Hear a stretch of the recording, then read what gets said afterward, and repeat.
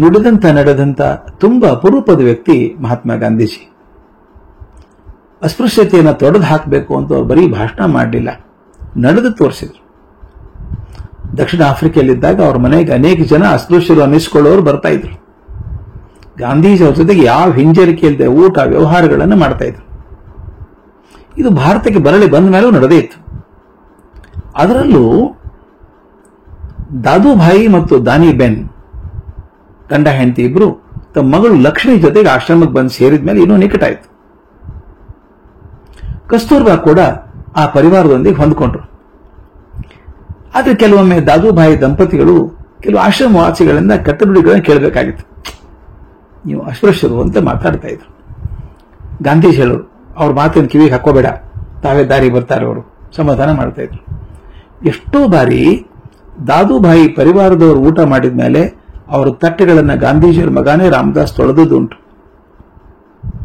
ಲಕ್ಷ್ಮಿ 5 ವರ್ಷದವಳಿದ್ದಾಗ ದಾದೂಭಾಯಿ ಮರಳಿ ತಮ್ಮ ಊರಿಗೆ ಹೋಗ್ತೇನೆ ಅಂದಾಗ ಗಾಂಧೀಜಿ ಏನ್ ಹೇಳಿದ್ರು ಗೊತ್ತಾ? ನಾನು ಈ ಲಕ್ಷ್ಮಿಯನ್ನು ದತ್ತಕ್ಕೆ ತಗೋತೇನೆ ಅಂತ ಅಪೇಕ್ಷೆ ಹೇಳಿದ್ರು. ಎಲ್ರಿಗೂ ಆಶ್ಚರ್ಯ. ಗಾಂಧೀಜಿ ಈ ಹರಿಜನ್ ಹುಡುಗಿಯನ್ನು ಏಕೆ ದತ್ತು ತಗೋತಾರೆ? ಮಗುವಿನ ತಾಯಿಗೆ ತನ್ನ ಮಗಳನ್ನು ಬಿಟ್ಟು ಹೋಗೋ ಇಷ್ಟ ಇಲ್ಲ, ಆದ್ರೆ ಮಹಾತ್ಮರ ಮಾತನ್ನು ತೆಗೆದು ಹಾಕೋಂಗಿಲ್ಲ. ಕೊನೆಗೆ ಮಗಳನ್ನು ಆಶ್ರಮದಲ್ಲೇ ಬಿಟ್ಟು ಹೊರಟರು. ಕಸ್ತೂರ್ಬಾ ಲಕ್ಷ್ಮಿಯನ್ನ ತನ್ನ ಮಗಳ ಹಾಗೆ ನೋಡ್ಕೊಂಡ್ರು. ಅವಳು ಸ್ನಾನಕ್ಕೆ ಹಾಕೋದು, ಜಡೆ ಹಾಕೋದು, ಊಟ ಮಾಡಿಸೋದು ಅವ್ರ ಜವಾಬ್ದಾರಿನೇ ಆಗಿತ್ತು. ರಾಮದಾಸನಿಗಂತೂ ಈ ತಂಗಿಯನ್ನು ಕಂಡ್ರೆ ಅಸಾಧ್ಯ ಪ್ರೀತಿ. ಸ್ವಾಮಿ, ಇದು ಒಂದು ದಿವಸದ ಮಾತಲ್ಲ. ಈ ಸಂಬಂಧ ಹೀಗೆ 14 ವರ್ಷ ನಡೀತು. ಗಾಂಧೀಜಿಯ ಸ್ವರಾಜ್ ಆಶ್ರಮದಲ್ಲಿ ದಕ್ಷಿಣ ಭಾರತದಿಂದ ಬಂದಂತ ಬ್ರಾಹ್ಮಣ ಹುಡುಗನೊಬ್ಬಿದ್ದ. ಅವನ ಹೆಸರು ಮಾರುತಿ ದಾಸ್ ಅಂತ. ಅವನ ಜೊತೆ ಮದುವೆ ಮಾಡಿದ್ರು. ನೋಡಿ, ಮದುವೆ ದಿವಸ ಗಾಂಧೀಜಿ ಜೈಲಲ್ಲಿದ್ದಾರೆ. ಆದ್ರೆ ಅವರು ನಿಯಮ ಮಾಡಿದ್ರು, ಯಾರದೇ ಮದುವೆ ಆದರೂ ಕೂಡ ಅವ್ರು ಏನ್ ಕಾಣಿಕೆ ಕೊಡಬೇಕು ಅಂತ ತೀರ್ಮಾನ ಮಾಡ್ಕೊಂಡಿದ್ರು. ಹಾಗೇನೆ ಅವರ ಆಶೀರ್ವಾದ ರೂಪದಲ್ಲಿ ನೂಲಿನ ಹಾರ, ಖಾದಿ ಶಾಲು ಕಳಿಸಿದ್ರು. ಮದುವೆಯಾಗಿ ಗಂಡನ ಮನೆಗೆ ಹೋದ್ಲು ಲಕ್ಷ್ಮಿ.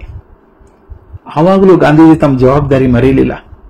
ತಪ್ಪದೆ ವಾರಕ್ಕೊಂದು ಪತ್ರ ಹೋಗ್ತಾನೆ ಇತ್ತು. ಆಕೆಯಿಂದ 10 ದಿವಸದಲ್ಲಿ ಪತ್ರ ಬರದೆ ಹೋದ್ರೆ, ಯಾಕಮ್ಮ ನಿನ್ನ ತಂದೆಗೆ 2 ಸಾಲ ಪತ್ರ ಬರೆದು ಯೋಗಕ್ಷೇಮ ವಿಚಾರಿಸಿಕೊಳ್ಳೋ ಸಮಯನೂ ಇಲ್ವ ನಿನಗೆ ಪತ್ರ ಬರೀತಿದ್ರು. ಆ ಲಕ್ಷ್ಮಿಗೆ ಗಂಡು ಮಗುವಾಗಿದ್ದಾಗ ತನ್ನ ಮೊಮ್ಮಗನನ್ನು ಹೊತ್ತು ಆಡಿಸಿ ಸಂತೋಷಪಟ್ಟದ್ದು ಎಷ್ಟು ಗಾಂಧಿ. ಇದು ಆಶ್ಚರ್ಯ ಅನ್ಸುತ್ತೆ.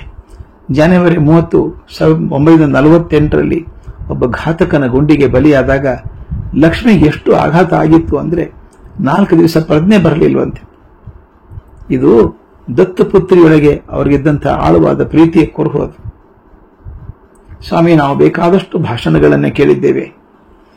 ಜಾತಿ ಭೇದಗಳನ್ನ ತೊರೆಯಿರಿ ಅಂತ ವೇದಿಕೆ ಮೇಲಿಂದ ಕರೆ ಕೊಡ್ತಾರೆ.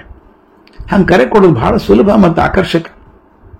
ಅದನ್ನ ಬದುಕಿ ತೋರಿಸೋದಿದೆಯಲ್ಲ, ಮತ್ತೊಬ್ಬರಿಗೆ ಆದರ್ಶವನ್ನು ಕಲ್ಪಿಸಿಕೊಡುವ ಸುಲಭ ಅಲ್ಲ ಸ್ವಾಮಿ. ಅದು ಮಹಾತ್ಮರಿಗೆ ಮಾತ್ರ ತುಂಬಾ ನಿರಾಯಾಸವಾಗಿ ಆಗುವಂಥದ್ದು. ಅಂಥವ್ರು ನಮ್ಮಲ್ಲಿದ್ರು ಅಂತ ಹೆಮ್ಮೆಯಿಂದ ಕಲ್ಪಿಸಿಕೊಳ್ಳೋದೇ ಕೂಡ ಒಂದು ದೊಡ್ಡ ಕೃತಜ್ಞತೆಯ ಲಕ್ಷಣ. ಅದನ್ನು ನಾವು ಮರಿಬಾರ್ದು.